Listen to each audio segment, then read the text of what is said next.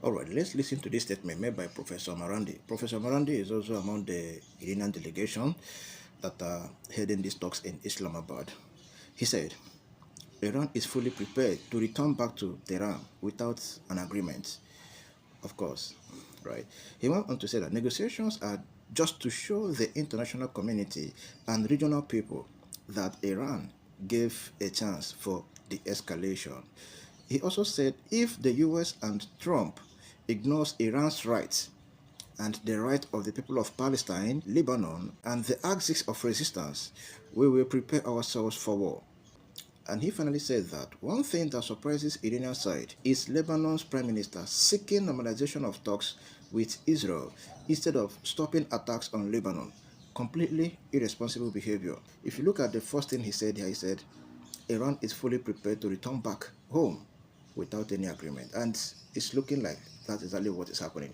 One thing I understand about this whole thing is this. See, when you talk about negotiation, peace talk, diplomatic agreement on approach, it has to be mutual. Not in a situation whereby one party is feeling pompous, is feeling like God over the other party. That is not diplomacy.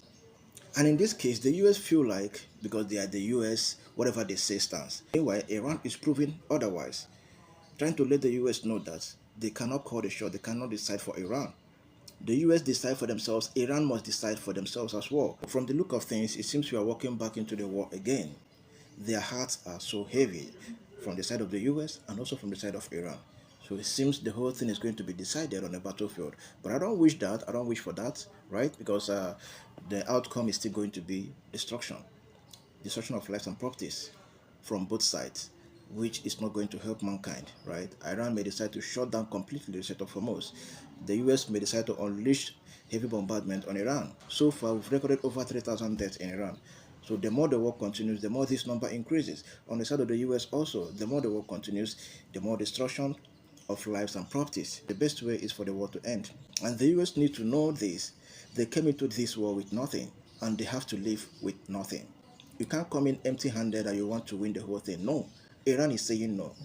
You must return back the same way you came. All the US military objectives, they haven't achieved even one. If they want the war to end now, they will just have to pack their things and leave. Something that they could not achieve on the battlefield, they want to achieve it through negotiation. You must lose, you must give up something. If you don't want to lose, then walk away.